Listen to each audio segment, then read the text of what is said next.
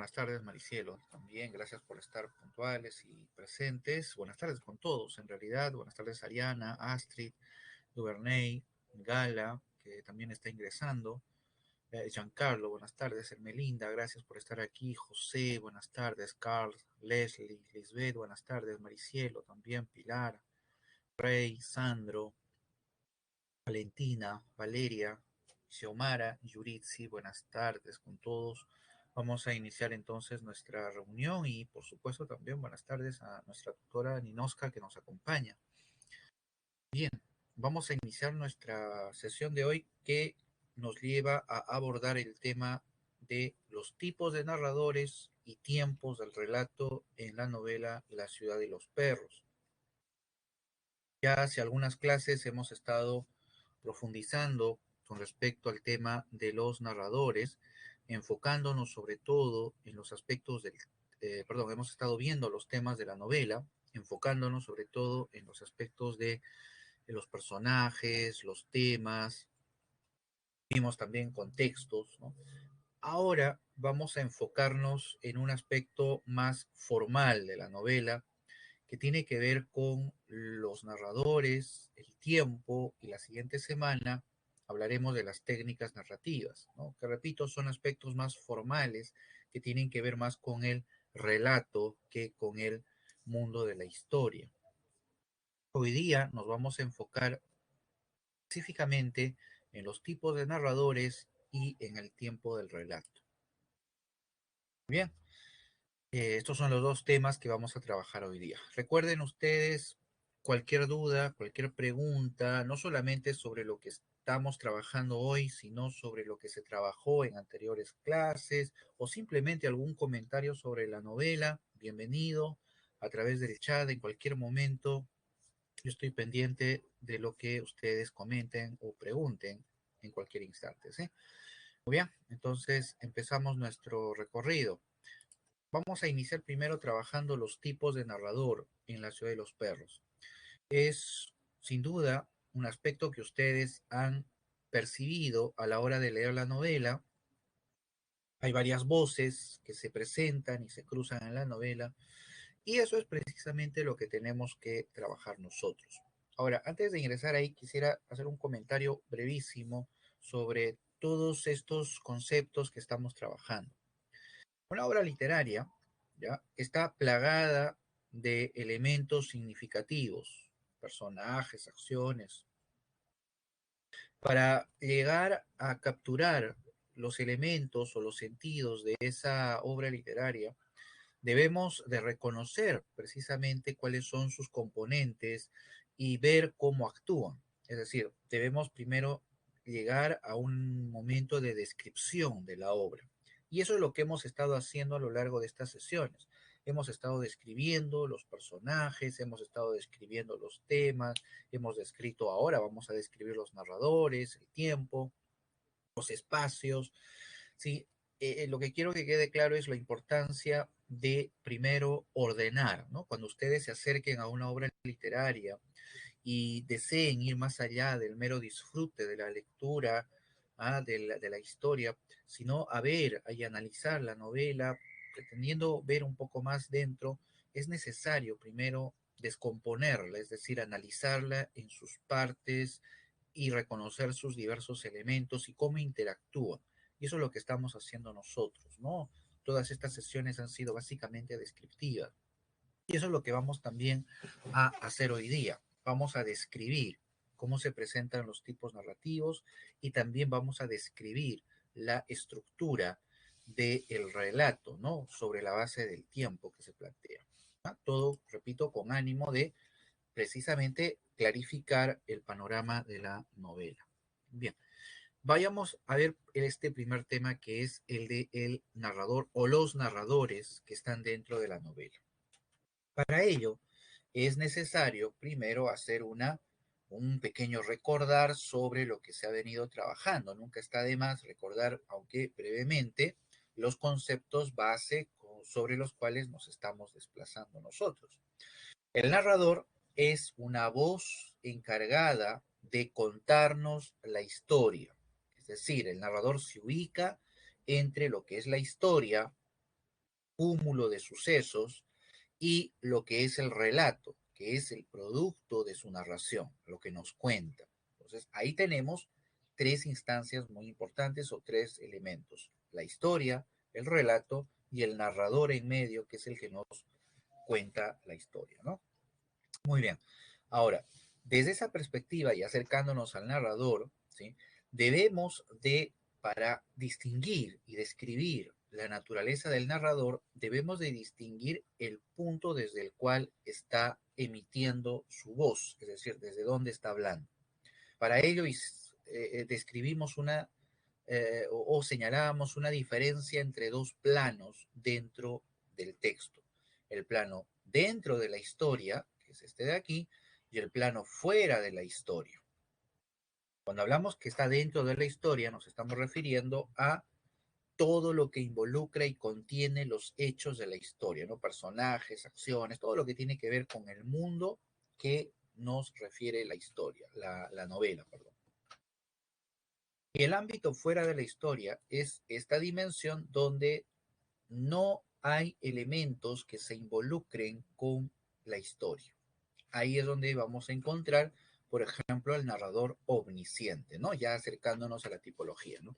El narrador omnisciente, que viene a ser un tipo de voz, una narración, en la cual ésta no participa de ninguna manera en la acción de la historia que está contando. Entonces, en gran medida, ese va a ser el factor que nos va a permitir distinguir un plano de otro. Diremos que el narrador está fuera de la historia cuando no demuestra acción alguna, y si la muestra, no está involucrándose con la historia. Estamos entonces fuera de la historia. En cambio, cuando vemos a un narrador protagonista o testigo, ambos son personajes, vemos a una voz que no solamente nos cuenta los hechos, sino que también participa de los hechos, ¿no? Se integra dentro del mundo de la novela. Muy bien.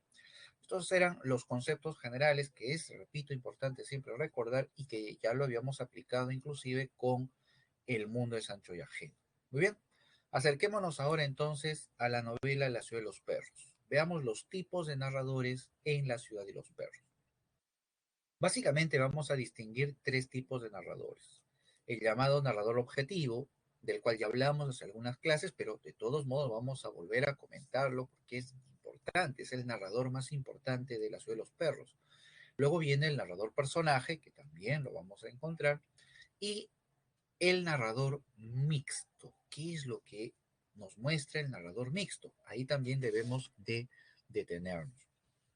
Muy bien, hablemos brevemente sobre estos tres tipos de narradores y luego veamos algunos ejemplos, ¿ya? ¿Qué es el narrador objetivo? El narrador objetivo habita la misma dimensión en la que encontramos al narrador omnisciente, es decir, fuera de la historia. ¿Sí? El narrador objetivo está fuera de la historia. Se distingue porque no realiza acciones que se involucren con la historia que está contando. Es más, no realiza ninguna acción, ¿no? Nada por el estilo. Ahora, dentro de este ámbito, fuera de la historia, ¿cómo distinguimos a un narrador omnisciente de un narrador objetivo? Vamos a señalar dos factores que distinguen a uno y a otro. Ambos, recuerden, están fuera de la historia, ¿no? Están fuera de la historia. Muy bien, el primer rasgo que vamos a señalar como distinción entre uno y otro narrador es con respecto al conocimiento de la historia. En el caso del narrador omnisciente, este nos va a demostrar un abundante conocimiento de la historia. Recuerden ustedes, cuando veíamos El mundo de Sancho y Ajeno, el narrador hacía gala de su conocimiento de toda la historia, ¿no? Apenas iniciaba la novela, ya nos estaba insinuando el retorno de Benito Castro, por ejemplo, ¿no? Ya nos estaba insinuando lo que iba a ocurrir después. Entonces, un conocimiento pleno de la historia, y lo muestra, ¿no? No solamente a través de esa mención de hechos posteriores, sino también porque el narrador omnisciente nos habla de los pensamientos y las emociones de los personajes. Entonces, eso también nos muestra de que tiene un conocimiento absoluto. En cambio, el narrador objetivo, por el contrario, muestra un poco conocimiento de la historia. Su mirada está restringida únicamente a las acciones. Y eso es lo que vamos a ver ahora también con ejemplos en el caso de La ciudad y los perros. Vemos ahí que el narrador solo se concentra en contarnos o describirnos detalles, secuencias, acciones de los personajes, más no proyecta hacia el futuro o nos insinúa algo que a nuestros ojos no esté evidente. Entonces, es una mirada parcial. Al narrador objetivo también se le suele llamar narrador parcial, precisamente por esa mirada tan estrecha, digamos, o tan marcada, delimitada que tiene con respecto a la realidad. Muy bien. Otra característica que nos ayuda a distinguir al narrador omnisciente del narrador objetivo es el grado de subjetividad. Lo voy a poner mejor por acá. Es el grado de subjetividad. El narrador objetivo se distingue porque es más subjetivo que el narrador objetivo. El nombre lo dice bastante bien. ¿Cómo vemos eso en el narrador omnisciente? Recuerden ustedes cuando hablábamos de El mundo es ancho y ajeno y señalábamos, ¿no? Ese pasaje, recuerden, lo usé como ejemplo, inclusive, cuando el narrador nos cuenta cómo Rosendo Maki va al Cerro Rumi a leer la coca. Y entonces el narrador califica ese acto, ¿no? Dentro de su descripción lo califica como una acción de ingenuidad, una expresión de ingenuidad de el personaje, ¿no? Y llega inclusive a insinuar la imagen de o la idea de la superchería a la hora de hablar de esas creencias. Entonces, ¿qué es lo que vemos ahí? Una opinión del narrador, un punto de vista del narrador sobre los hechos que está narrando. Por lo tanto, más allá de la historia que nos cuenta, que es el objetivo, está también la subjetividad del narrador presente en su relato. Eso es un narrador omnisciente también, ¿no? Es muy subjetivo, está muy presente su punto de vista, llega a calificar a los personajes, llega a decirnos lo que debemos de pensar sobre el personaje, y eso hace el narrador en El mundo de Sancho Ajeno. Nos dice, Rosendo Maki es bueno, es justiciero. Eso no ocurre con el narrador objetivo en La ciudad de los perros. El narrador objetivo se limpia totalmente de cualquier subjetividad. Su mirada es concentrada o está concentrada únicamente en el objeto que está describiendo, sea este el personaje y sus características, sean sus acciones o los ambientes, pero solamente le interesa mencionar esos rasgos. En ese sentido, el narrador objetivo de mirada parcial elimina cualquier rasgo de su subjetividad y se presenta como una mirada limpia, objetiva, quirúrgica sobre la realidad. Y eso es lo que vamos a encontrar nosotros en la novela La ciudad de los perros, una mirada que busca concentrarse más en la realidad que está describiendo. ¿Sí? Muy bien. Entonces, y eso es lo que vamos a encontrar, ¿no? Lo vamos a ver a través de un ejemplo en el caso del narrador objetivo, que es el más importante de la novela. El tema del narrador personaje, ustedes sin duda lo recuerdan bien, ya lo hemos tocado en algunos otros casos y es bastante claro, se trata de un personaje que nos cuenta la historia. Obviamente su mirada es interna. En el caso de la novela encontramos a el Boa, por ejemplo, ¿no? El personaje Boa que va a ser el encargado de narrarnos la historia. Y esa mirada es desde dentro del mundo, ¿no? Dentro de la historia. En cambio, la mirada del narrador objetivo es desde fuera. La metáfora de comparar el narrador objetivo con una cámara de cine es muy útil para tenerlo siempre en cuenta, ¿no? Una cámara de cine simplemente se desplaza captando las imágenes, más no nos muestra el mundo interior del personaje, tampoco nos brinda una opinión, solamente es una mirada que capta el objetivo, es decir, la realidad. En cambio, el narrador personaje nos entrega un punto de vista interno, ¿no? Y bastante personal de la historia, ¿no? Porque es narrada desde un personaje. Bien, estos dos tipos de narradores los podemos encontrar en la novela y también un tercer tipo de narrador que vamos a denominar mixto, un narrador mixto. ¿A qué nos referimos con narrador mixto en la novela?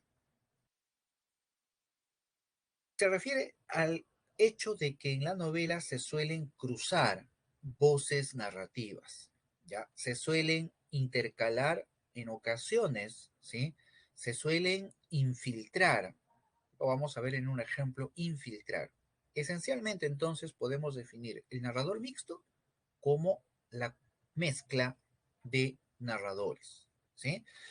Creando acaso una cierta apariencia de un narrador omnisciente, ¿no? Que es más o menos esa la imagen, pero en el fondo estamos ante un cruce de narradores. Veamos, por ejemplo, un caso de un narrador objetivo lo encontramos en la descripción que la novela realiza o que el narrador realiza sobre las calles de Miraflores, por ejemplo. Noten ustedes la pulcritud en la mirada del narrador, exenta totalmente de cualquier juicio o valoración que devele una subjetividad en la narración. Encerradas entre la avenida Larco, el Malecón y la calle Porta, hay media docena de manzanas, un centenar de casas, 2 o 3 tiendas de comestibles, una farmacia, un puesto de refrescos, un taller de zapatería y un solar cercado donde funciona una lavandería clandestina. Las calles transversales tienen árboles a los costados de la pista. Podemos apreciar que no hay en ningún momento un solo comentario que valore o interprete o acaso opine sobre lo que está describiendo. Simplemente es la mención del objeto. Narrador, objetivo. Y este tipo de narrador es el que, como lo hemos estado mencionando, predomina en la mayor parte de la novela. ¿Sí? Es el narrador que, digamos, director de toda esa orquestación que es la novela, ¿no? Y lo podemos identificar también por su uso de la tercera persona, no estrictamente la tercera persona. Muy bien, el caso del narrador personaje es mucho más claro, pero de todos modos veamos un ejemplo. Es un fragmento de el monólogo del cadete Boa, que se muestra en primera persona, me refiero a su narración, develando así un punto de vista interno. En este fragmento podemos reconocer algunos aspectos que nos permiten centrarlo como un narrador personaje. Dice el fragmento: pobre Serrano, no era mala gente, después nos llevamos bien. Al principio me caía mal, solo por ser Serrano, por las cosas que le hicieron al Ricardo. Siempre andaba batiendo. Primera persona, queda clarísimo, ¿no? Nos llevábamos bien, dice.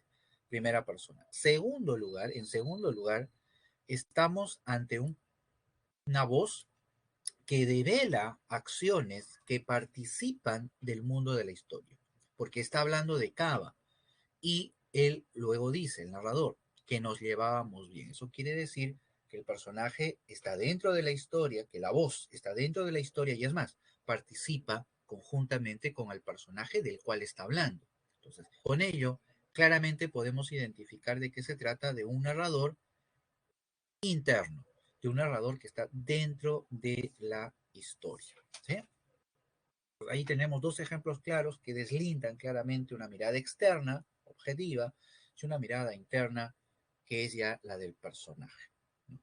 Muy bien, vayamos al último caso de estos tres tipos que estamos describiendo. Es el narrador mixto, que consiste en, como lo estuvimos diciendo, en la mezcla de narradores. Crea una apariencia de omnisciente, pero lo que hace en realidad es incorporar elementos de la primera persona. Es decir, habla como narrador externo, ¿ya? Pero en un momento su mirada se desplaza a la perspectiva del personaje, ¿ya? Asumiendo esa perspectiva precisamente, ¿ya? Veamos un ejemplo. Es decir, en otras palabras, es el cruce simplemente de una mirada externa y una mirada interna. Estos dos son los que se combinan en el narrador mixto. Veamos. Dice el ejemplo, dice, mientras más aventuras sexuales describía ante sus compañeros, ¿ah? Ahí claramente vemos que se trata de un narrador externo. Más intensa era la certidumbre de que nunca estaría en un lecho con una mujer. ¿Ves? Sigue hablando con respecto al personaje, externo a la mirada, salvo en sueños, y entonces se deprimía y se juraba que la próxima salida iría a Guatica, aunque tuviese que robar 20 soles, aunque le contagiaran una sífilis. Este comentario final no nace del narrador, sino nace de asumir la perspectiva del personaje, ¿sí? El deseo o la inquietud del personaje es transmitida a través de esa voz o es asumida a través de esa voz del narrador, lo cual nos entrega claramente un cruce de la mirada externa y la mirada interna en la novela. ¿Sí? Giancarlo hace un comentario y dice, lo atraparon. ¿A quién lo atraparon? Eh, claro, en este caso creo que te estás refiriéndote,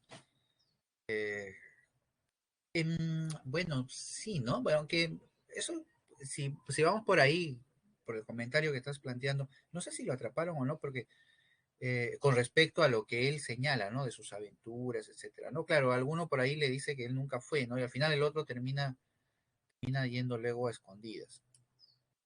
Esa es parte, para los que no lo ubican bien, es el fragmento de Alberto, ¿no? Es fragmento, uno de los fragmentos donde se involucra la historia de Alberto.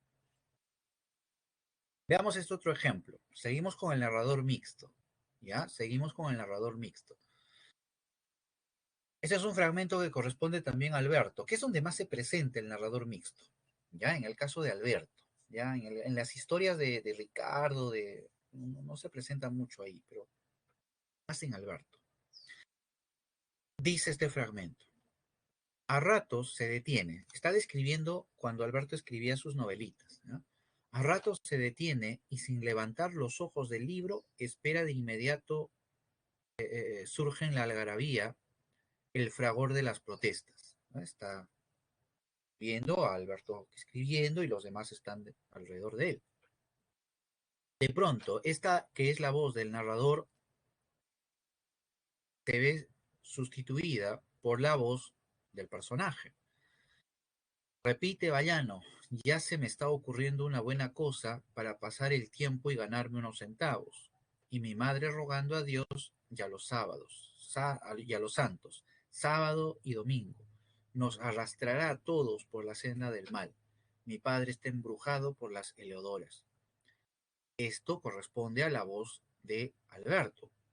Y de ahí, como narrador, y de ahí luego vemos nuevamente la focalización externa con el narrador objetivo. Después de leer 3 o 4 veces el libro enano de páginas amarillentas, Vallano lo guarda en el bolsillo de su sacón. Entonces, aquí hay dos hechos que hay que destacar. Uno, una mirada externa, la del narrador objetivo, que luego es reemplazada por la mirada interna del personaje. Segundo, también hay dos planos temporales aquí, porque uno es el momento cuando Alberto está escribiendo y el otro es el momento cuando Vallanos les está leyendo la novela, ¿no? Entonces hay un cruce ahí también de tiempos. Ahora, hay un detalle dentro del habla de Alberto que también vale la pena destacar.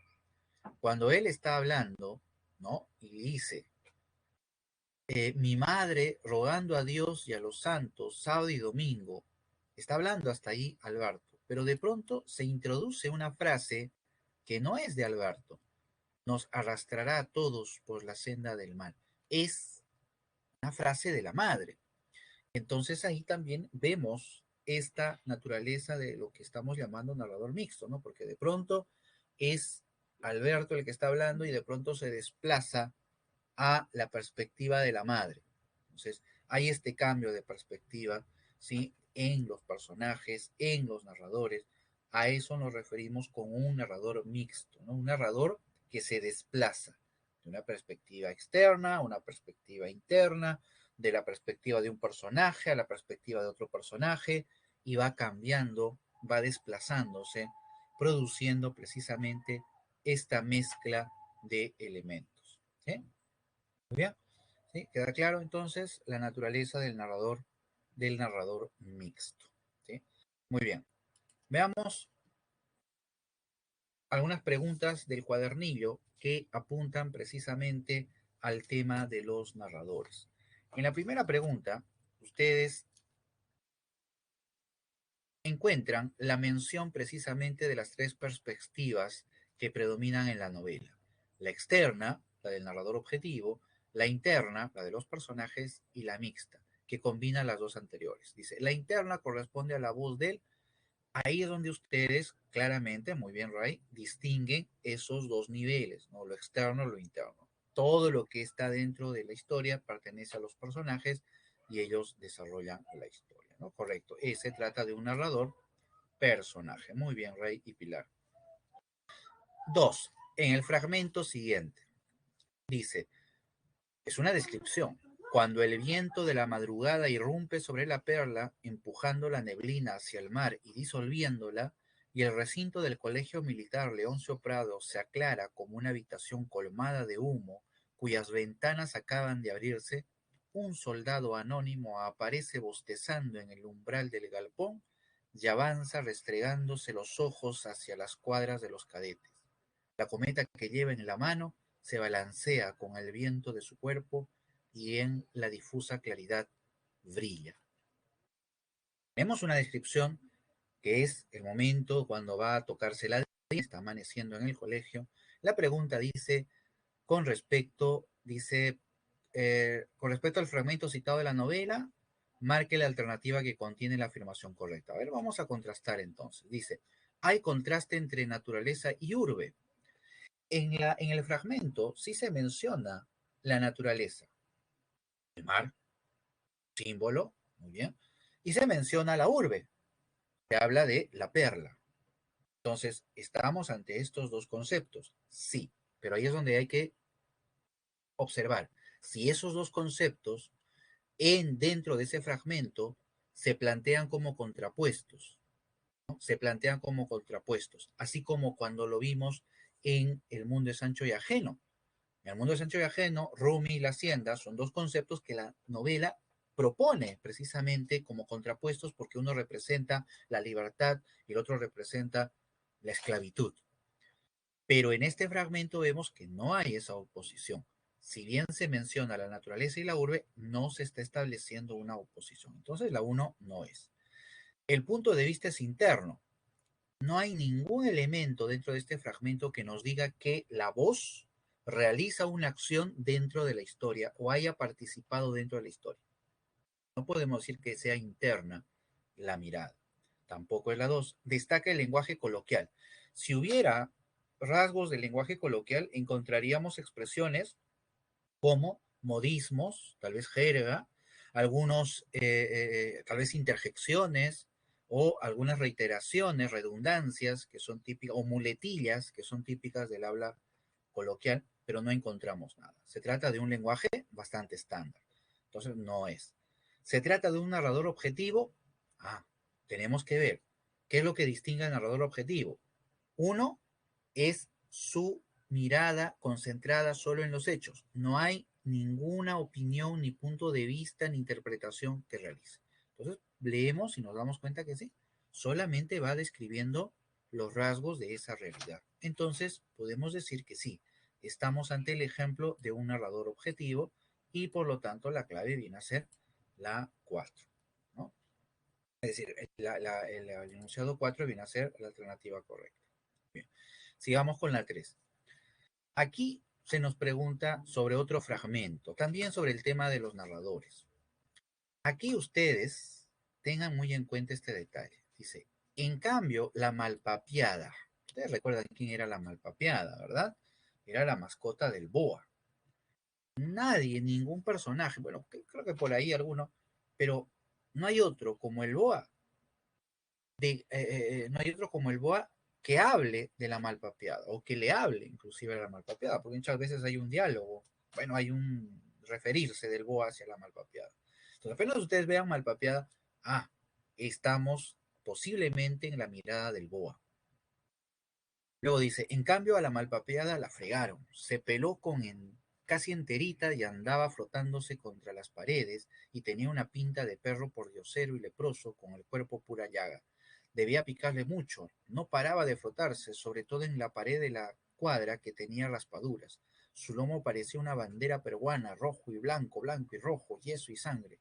Entonces el jaguar dijo, si le echamos ají, se va a poner a hablar como un ser humano. Y me ordenó, Boa, anda, róbate un poco de ají de la cocina. ¿No? Y ustedes saben la historia, al final le echan al pobre perro el ají, ¿no? En sus heridas. Malvado serio, ¿no? Demostrando a través de esa escena, ¿no? El carácter insensible y realizado, ¿no? En la conducta de los personajes. Dice, ¿qué característica del narrador se muestra en el fragmento citado? Veamos, ¿utiliza el narrador personaje en el relato? Ahí es donde tenemos que analizar si la voz está dentro de la historia. Y esto lo vemos a través de la acción. Entonces, reconocemos aquí al final, sobre todo, donde el narrador va a referir precisamente un diálogo que él tiene con el jaguar. Me ordenó, dice, ¿eh? Me ordenó. Entonces, eso quiere decir que él está dentro de la historia porque está participando con el personaje. Hay una acción con el personaje al cual se está refiriendo. Por lo tanto, sí podemos catalogar, ¿no? Sí podemos catalogar que se emplea un narrador personaje. Expresa el punto de vista denominado mixto. No hay ningún momento, todo el tiempo estamos en una focalización interna. Si hubiera algún momento en el que saliese la mirada y hablara del boa, y de pronto el boa escuchó al jaguar y salió corriendo a la cocina, salió, tercera persona, salió corriendo. Eso quiere decir que estaríamos ante una focalización externa, pero no es así. Todo el tiempo se mantiene en primera persona, focalización interna, entonces no es mixto. Está narrado desde la perspectiva del boa. Queda clarísimo, les dije, recuerden siempre a la malpapeada. La narración mixta propone un enfoque objetivo, dice. Ya está claro que no hay narración mixta acá. Por lo tanto, aquí la clave viene a ser la C, ¿no? 1 y 3. Muy bien. Sigamos con la 4. Dice, después de todo, ¿por qué no ir a la enfermería? ¿Para qué salir a la calle, doctor? Se me nubla la vista, me duele la cabeza, tengo palpitaciones, sudo, frío, soy un cobarde. Cuando estaban consignados, los cadetes trataban de ingresar a la enfermería. Allí se pasaba el día sin hacer nada, en pijama y la comida era abundante. Pero los enfermeros y el médico eran cada vez más estrictos. Características de ¿Qué característica se destaca en el narrador, ¿no? Según este fragmento? Veamos, describe con detalle los rasgos del personaje. Cuando dice que describe los rasgos, quiere decir que el personaje o el fragmento habla sobre sus características, sean psicológicas o físicas, pero vemos que eso no está en el fragmento. Introduce la perspectiva de la primera persona, dice claramente, ¿no? Dice, se me nubla la vista, me duele la cabeza. ¿Sí? Acá lo que quisiéramos destacar, ¿no? Acá lo que quisiéramos destacar es la focalización. Acá la clave es la B. ¿Ya? Ustedes claramente ya se han dado cuenta es la B, pero quisiera usar este fragmento también para mencionarles aquí, tenemos también un ejemplo de narrador mixto. ¿Ya? Sí, porque hay una mirada que es externa. Los cadetes trataban de ingresar a la enfermería. Allí se pasaba el día sin hacer. ¿Quién está hablando ahí? No está hablando un personaje. Está hablando una mirada que es omnisciente y que conoce toda la historia y está interpretando inclusive lo que hacen los personajes y por qué lo hacen. Nos dice inclusive, ¿no? Cómo eran los enfermeros, cómo eran los médicos. Es una mirada externa. Pero esa mirada externa comparte, ¿ah?, la narración con una mirada interna. ¿Quién habla cuando dice, doctor, se me nubla la vista, me duele la cabeza? ¿Ese es un narrador omnisciente? No, no es el omnisciente, es un narrador focalizado dentro de la historia. Este es un fragmento que podemos tomarlo también como un ejemplo de una narración mixta. ¿Sí? Es otro ejemplo donde se mezclan la mirada externa y la mirada interna, por ejemplo, ¿no? Muy bien, la clave es la B. 5 dice, ¿no? Por eso la clave es la B, porque hay una perspectiva de la primera persona, es decir, hay una mirada interna. ¿Sí? En la novela La ciudad de los perros, el narrador objetivo muestra una mirada parcial sobre la historia debido a que, ¿por qué es parcial la mirada del narrador objetivo? Ya lo habíamos estado diciendo. Es parcial, ¿por qué? Porque no brinda mucha información, porque no posee mucha información como lo hace el omnisciente, que puede ver toda la historia, inclusive ver lo que los personajes piensan o demás.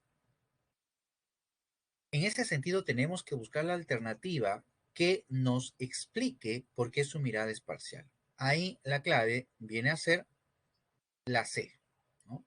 Porque al decir que relata la historia desde la perspectiva de los cadetes, quiere decir que su mirada es restringida, pues que solamente mira lo que los cadetes miran, más no pueden. Y eso ustedes se pueden dar cuenta porque el narrador en ningún momento la narración parte desde la mirada de los oficiales. Nunca, no. Ni siquiera hay algún narrador o monólogo, nada que tenga que ver con los oficiales. Todo es desde la perspectiva y desde la voz inclusive de los adolescentes, ¿no? De estos jóvenes. Entonces, su mirada en ese sentido está parcializada, pues, ¿no? Es decir, está condicionada solamente a esa perspectiva y no tiene un campo de visión absoluta como si lo tiene un omnisciente, ¿sí? Muy bien. Hasta aquí llega el tema de los narradores en la novela y vamos ahora a ver el tiempo del relato en la novela. ¿Sí? No sé si tienen alguna pregunta, alguna duda o comentario sobre la novela, ¿sí? Espero que ya la hayan no solamente leído, sino una segunda lectura inclusive. Es importante tenerla muy presente. Bien, veamos, tiempo del relato. ¿Sí? Cualquier pregunta, recuerden a través del chat en cualquier momento. Bien, para hablar del tiempo del relato en La ciudad de los perros, tenemos que diferenciar entre el tiempo de la historia y el tiempo del relato. Los dos conceptos, historia y relato, creo que ya está clarísimo, ¿no? Que se trata de dos dimensiones diferentes. Bien, ahora, sobre ello, con respecto al tiempo, hay que señalar una diferencia. Cuando hablamos del tiempo de la historia, estamos hablando de el transcurrir de los hechos según la normalidad, es decir, la nuestra, por ejemplo, ¿no?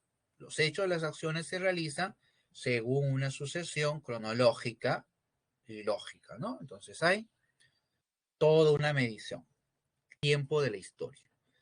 Una novela jamás va a poder reproducir el tiempo de la historia con exactitud. Nunca, jamás. ¿Por qué? Porque es imposible.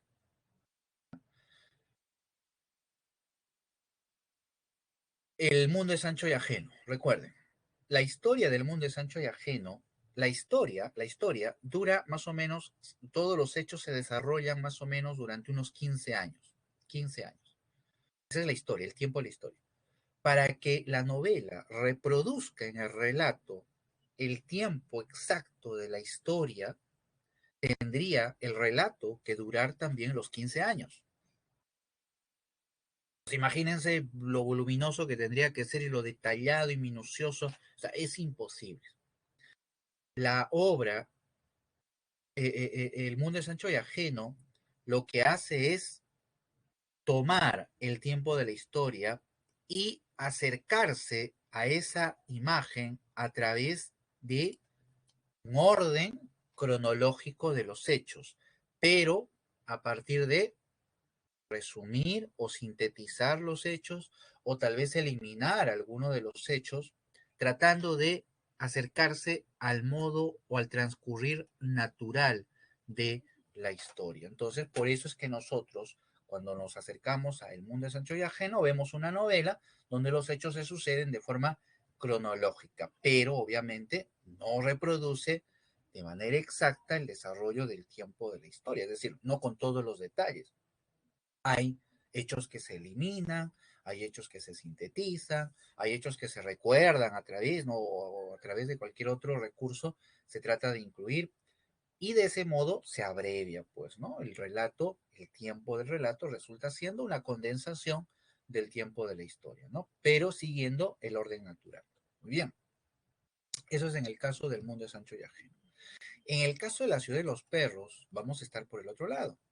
La novela va a tomar de una manera artificial el tiempo de la historia, la va a ordenar de una manera artificial, mejor dicho, ¿sí? A través de alterar el orden natural del tiempo de la historia. Ese orden natural está constituido pues por una sucesión lógica y cronológica de los hechos, ¿no? Lógica y cronológica de los hechos.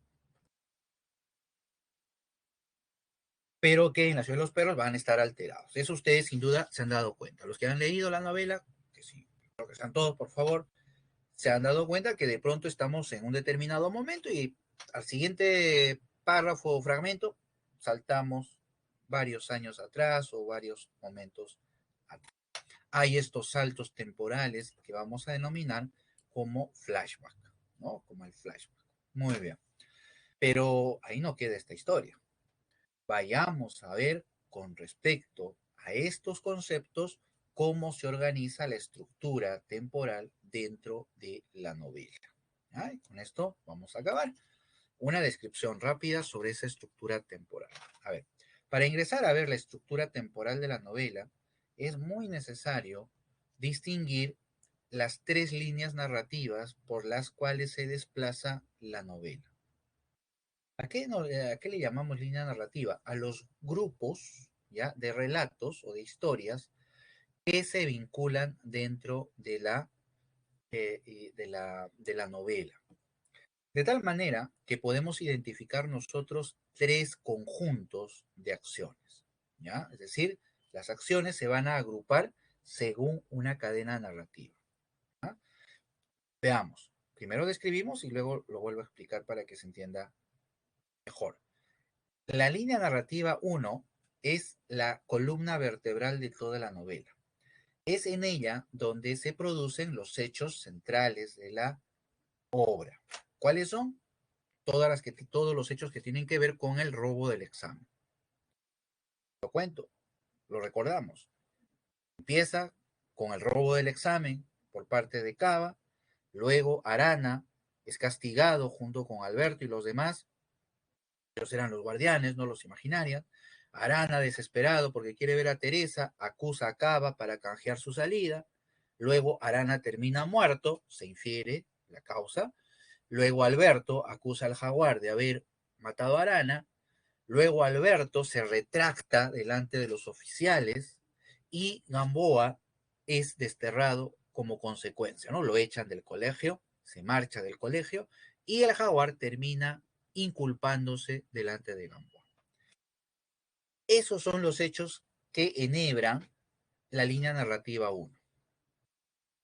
La línea narrativa 2, vamos a encontrar ahí varios fragmentos de la novela que van a referir las historias de los tres personajes principales, Alberto, Ricardo y el jaguar. Entonces, todos esos fragmentos que hablan del pasado antes del colegio, del pasado de Alberto, Ricardo y el jaguar, van a constituir lo que vamos a llamar la línea narrativa 2. Entonces, ahí, ¿qué encontramos? La historia de Alberto, cuando nos habla de que salió del colegio La Salle, ahora va a ir al colegio militar, la relación con el padre, hasta que al final termina pues yendo al colegio. La historia de Ricardo, que empieza, ¿no?, refiriendo el mundo de la madre con la que vive, las tías, luego recuerda, ¿no?, cómo vino a Lima, la angustia de Lima, conoce al padre, el conflicto con el padre, y Ricardo termina pidiéndoles que lo manden al colegio militar porque no quiere ver más a su papá. Y la línea del jaguar, la historia del jaguar, que también es muy parecida a la que estamos viendo. El jaguar vive con su madre Domitila, conflicto, jaguar abandona su casa, se relaciona con Higuera, se convierte en delincuente, su ideal Teresa termina separándose de ella, y el jaguar termina en la casa de su padrino, al cual le va a pedir en gran medida que lo mande al colegio militar, ¿no? Los tres personajes prácticamente ven en el colegio militar la fuga de esa sociedad o esa familia en la que vive. Entonces, hasta acá, noten ustedes cómo estamos agrupando todos esos fragmentos de la novela en estas dos líneas narrativas. ¿Ah? Y aquí un pequeño detalle que quisiera subrayar. Noten ustedes cómo estas dos líneas narrativas manejan historias que tienen un orden cronológico.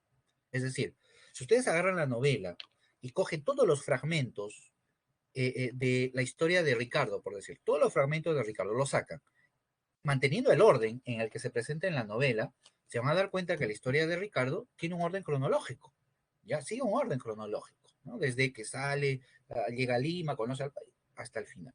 Todas las tres historias, igualito que el jaguar, orden cronológico.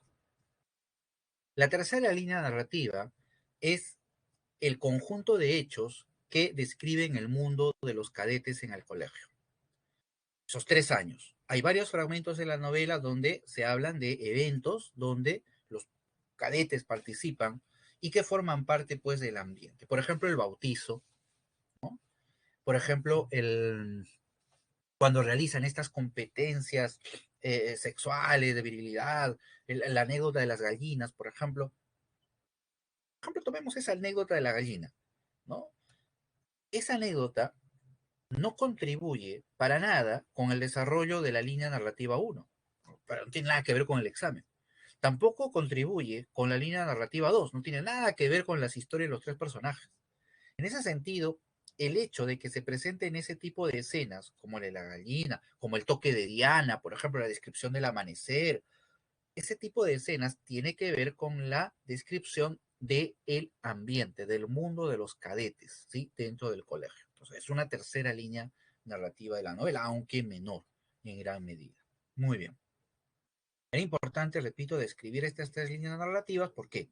Porque sobre la base de eso se va a estructurar la línea de tiempo en la novela. ¿Y cómo se va a estructurar? De la siguiente manera. Perdón. Tenemos una columna vertebral que es la línea narrativa 1, que es la que acabamos de ver, donde están todos los hechos que involucra el robo del examen, que es la columna vertebral, vuelvo a repetirlo. En esa línea, de pronto en la novela, vemos que se introducen fragmentos que provienen de las historias de la línea narrativa 2, tanto de la historia del poeta como la historia del esclavo, como de la historia del jaguar. Se van interpolando. Y entonces crean ese efecto de fragmentación de la línea narrativa de la obra. Lo que está sucediendo es la interpolación de una línea narrativa dentro de la principal. Y repito, creando esa fragmentación, de tal manera que el lector, cuando está leyendo la obra, de pronto lo que encuentra es un flashback, es un ir hacia atrás, ¿no? Al momento de incrustarse con o encontrarse con una historia que pertenece a la línea narrativa 2. Lo mismo va a suceder con la línea narrativa 3, que va a alimentar en gran medida también el relato. De tal manera entonces que lo que ha hecho nuestro narrador es crear un tejido, ¿sí? Donde ha ido enhebrando estas tres líneas narrativas, tejiéndolas, cruzándolas y creando de ese modo el efecto de fragmentación, ¿ah? De alteración del orden dentro de la estructura narrativa de la novela. Veamos un ejemplo más concreto de lo que estamos hablando. Vayamos, y estoy seguro que todos han leído, vamos que sí, han leído el primer capítulo de la primera parte de la novela. ¿Ya? El primer capítulo es la parte inicial de la novela. Ese, esa parte inicial, ¿ya? De la novela está fragmentada en 5 partes. ¿Ya? Está fragmentada en 5 partes.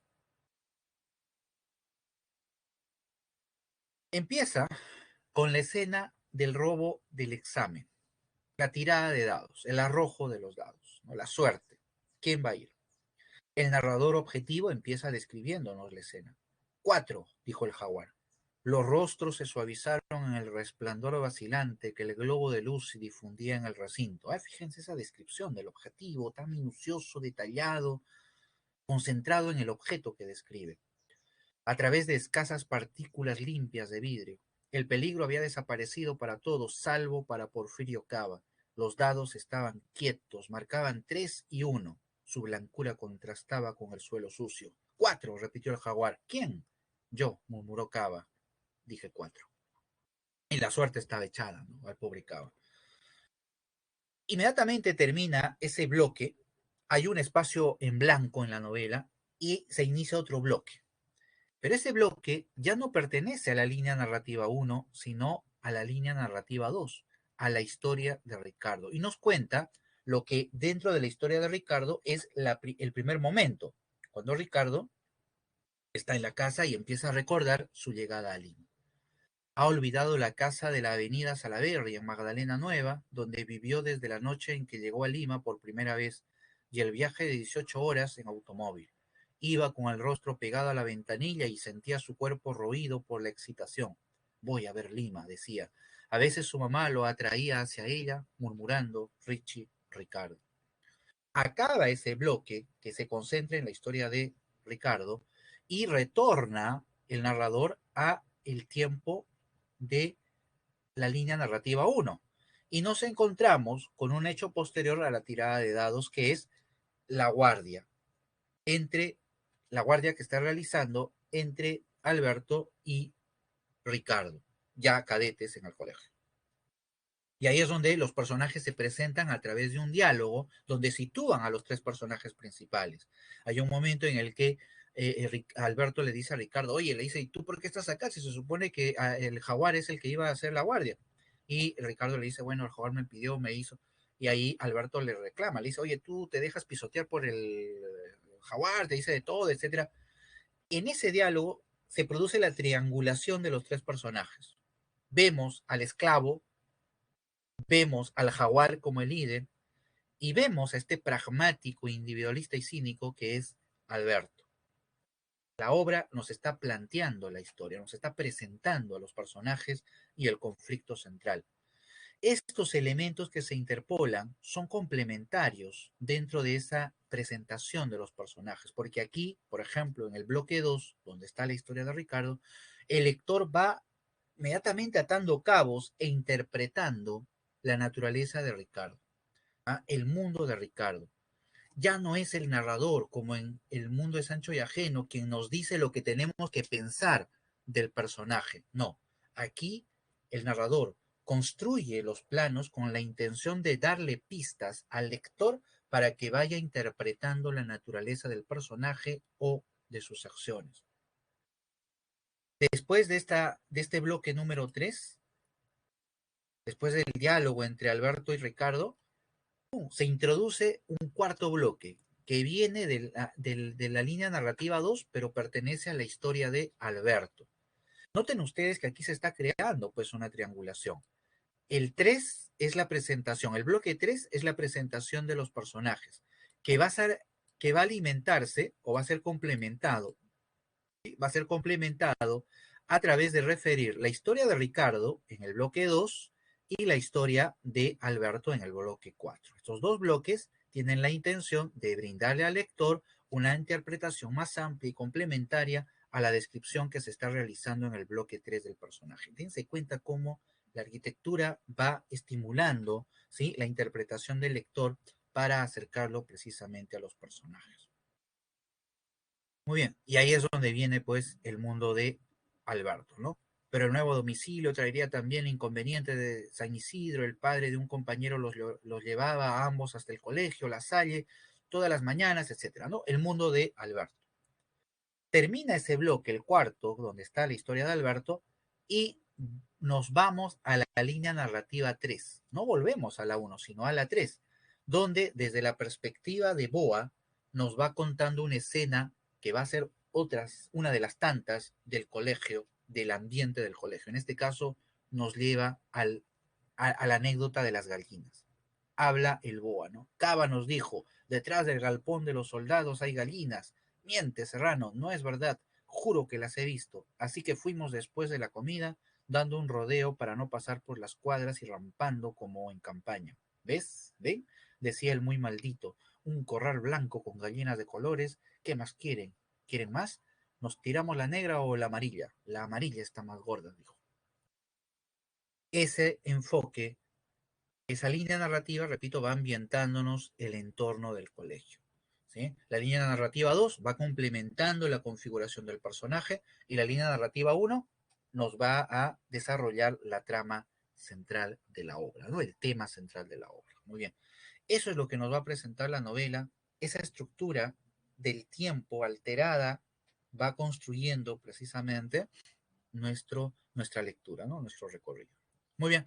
Este esquema que les hemos explicado se presenta en toda la novela, ¿no? En todos los capítulos vamos a encontrar siempre el mundo de Ricardo, el mundo de Alberto, el del Jaguar, el mundo de los cadetes y como línea troncal siempre el problema del examen, la muerte de Arana, etcétera, etcétera. Muy bien, el tiempo nos ha ganado, hemos concluido con este desarrollo, les entrego a ustedes las claves, ya hemos visto las 5 primeras, quedan las últimas 3, apúntenlas bien y quiero terminar con la encuesta semanal que todos ustedes siempre deben de completar, ¿sí? Para tener en cuenta mucho las mejoras, ¿no? Que podamos darles. Muy bien, no sé si tienen alguna pregunta, ya la clase ha terminado, pero de todos modos, si ustedes tienen alguna duda, bienvenida la pregunta para absolver alguna cuestión, algún tema que haya quedado pendiente, algo que quisieran saber, algo que tal vez no ha quedado muy claro, ¿sí? Ya la sesión ha terminado, pero si ustedes desean poder formular alguna pregunta, ¿sí? Vamos a aprovechar 1 o 2 minutos. Recuerden leer la novela, es muy importante, ¿sí? Más allá de lo que nosotros les estamos brindando a través de las sesiones, describiéndoles las estructuras, las voces, los personajes, no hay nada mejor que acercarse y leer la novela con todo, inclusive lo que estamos hablando, que son guías que nos pueden ayudar pues a la hora de leer esta obra, ¿no? Tan buena de Mario Vargas Llosa. Muy bien.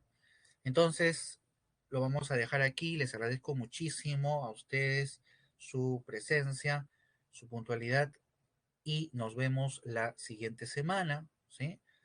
Por favor, cuídense mucho, cuiden a su familia y cuidémonos todos, ¿sí? Hasta luego, nos vemos.